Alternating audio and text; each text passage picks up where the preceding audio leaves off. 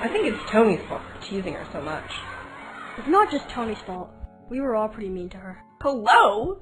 Isn't she the one who's always bragging about being a rock star? Yeah, she pushes people around. It's her own fault if people push back. I mean, like, who ever heard of a fat, ugly rock star with greasy hair? Oh my gosh! She didn't come home last night. Her parents are freaking out and showed up at school with the cops this morning. They want anybody who knows anything to step forward.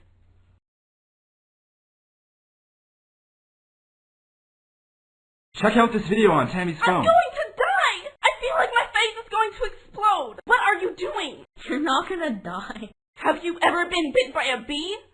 I hate bees! Are you filming this? Stop it! That is hilarious. Tammy, let me post it on my page.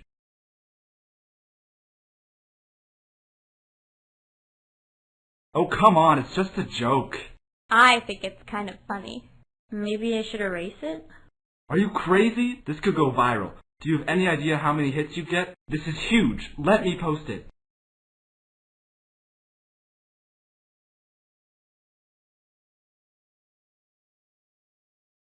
That's true. Oh, come on! What's with you guys always trying to control things? Sometimes you've got to just put things up, back off, and let them take on a life of their own. What do you think, Peg? I don't know. I think for sure we should talk to Julia before we do anything. Guys, this video is hilarious, and if it goes viral, Julia will be famous.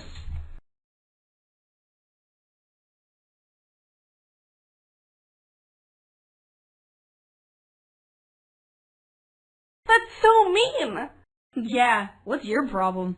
I think Janina is a serious person. And like, I'm not? If you gave your word, you have to honor it, or you become a snitch and a nobody. You become a nobody if you don't have the guts to help someone in trouble. Touché, Andre. Maybe there's a way to help her without talking to the vice principal.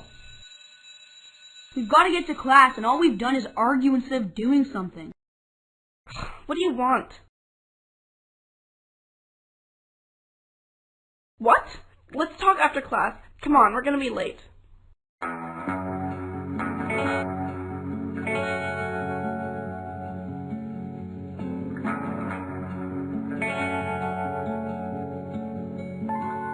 The observant among you may be wondering why the word trouble is written in block letters on the blackboard.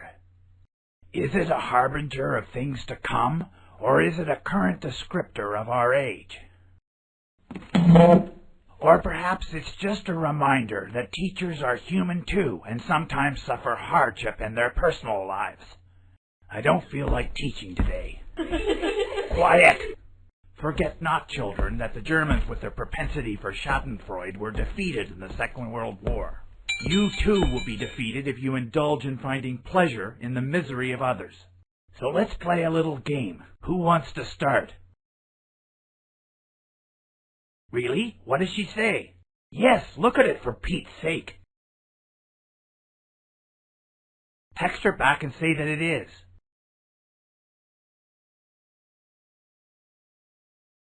That's an astute observation. The concept is called shifting paradigms. Does anyone know what a paradigm is? That's correct. If you learn nothing else in this class, I want you to become aware of and practice taking advantage of paradigm shifts. You can be knocking your head against a wall trying to get what you want, and it may seem hopeless. But then you get a new piece of information and the opportunity to see things differently. That's a paradigm shift. Do you ever wonder how some people shoot forward in their lives while others just plod along? Successful people see windows of opportunity when the paradigms shift, and they leap through, skipping hundreds of steps. That's why today you are a hero for making contact with Janina rather than a delinquent. It's also how I was able to overcome my depression about teaching today. Oh my gosh! It's so mean! I'm gonna be sick! Does anybody know what that's all about?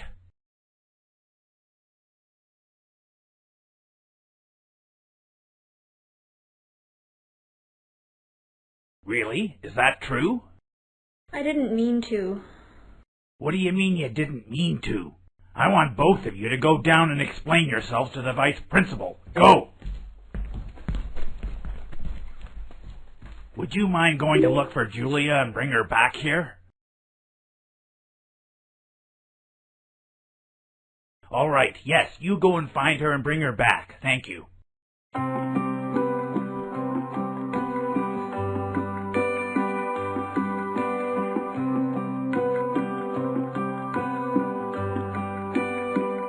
Have you ever been betrayed by, your best friend? I feel like my face is going to explode. What are you doing? Have you ever been bit by a bee? I hate bees. Are you filming this? I'm so ruined.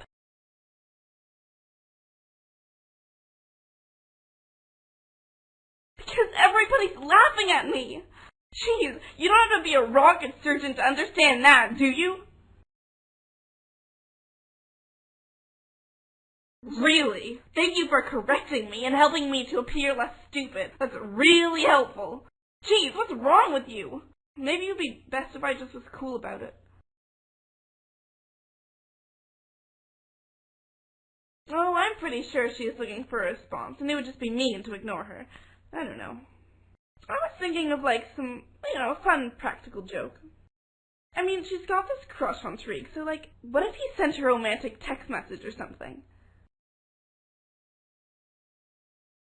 It wouldn't be mean. They're both so shy and they like each other. It could actually be kind of nice all around. There, I've done it. What should we get Tariq to say to her? All we're doing is playing a little practical joke, which is 10 times nicer than what Tammy did to me. Not only that, but they like each other. We may be able to help them start something that they're too shy to start. Win-win.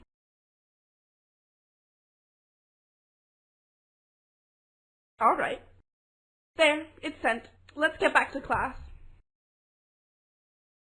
Janina has no access to the internet at home. What about her father? Her father is a deadbeat dad. The poor girl hasn't seen him in years. Because you won't allow it. Do you see how tragic this is? She tries to defend him. Janina, we need to know the name of the man that you stayed with last night. Can I go to class? Darling, the police are looking for this man. He's dangerous. You are such a freak! All right, Janina, go to class. Thank you.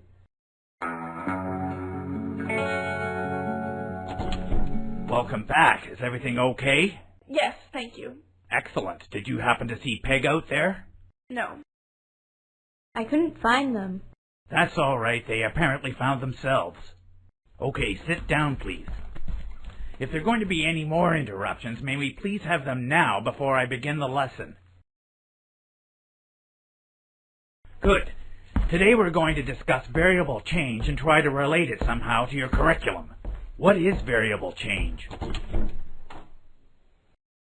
Welcome back. Thank you. Good. Please take your seat. Behold 4 doors. Behind one of these doors is an A+.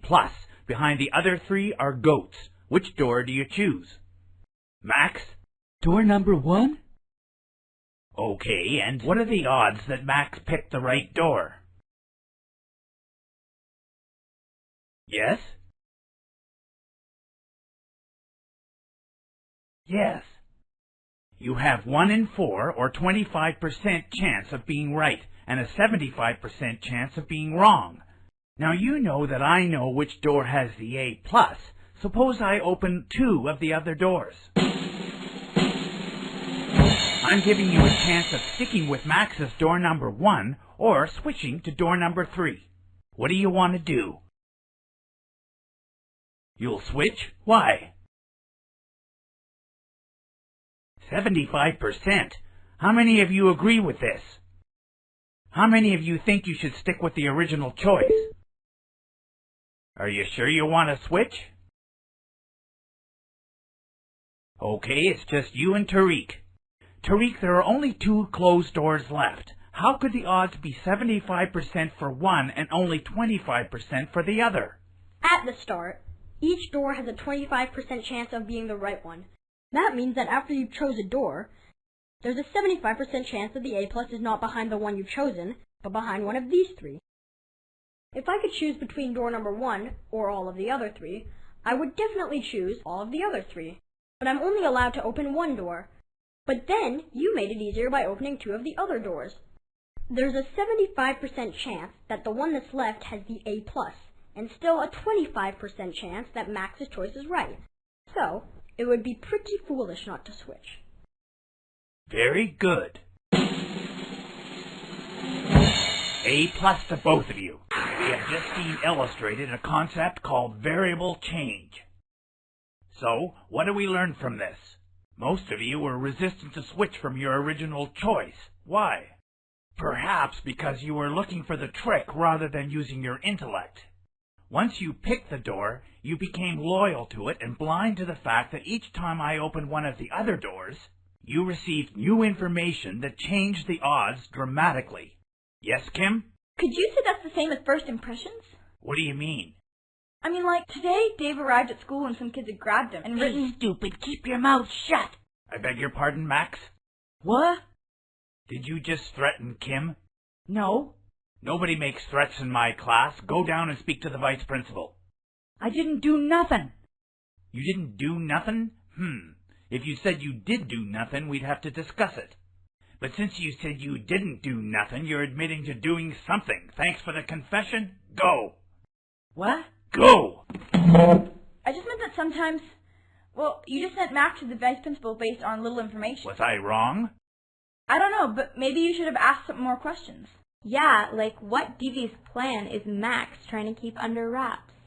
It's none of your business. Okay, what's going on? If anyone would like to stay behind and tell me what's going on... Tariq's obsession with honor really freaks me out. It's like a guy thing. We wouldn't understand, right, Andre? I don't know what's going on. They're going to beat the crap out of the kids from Ferndale who wrote "Pike stinks like dead fish" on the back of Dave's jacket. What kids? I don't know. Dave knows. Guys can be so stupid sometimes. Maybe you should have said something to Mr. Hartrup. He could at least talk some sense to Tariq. Hey, I just got a text from him. Who? Mr. Hartrup? No, Tariq. He says he wants to ask me something. That's nice.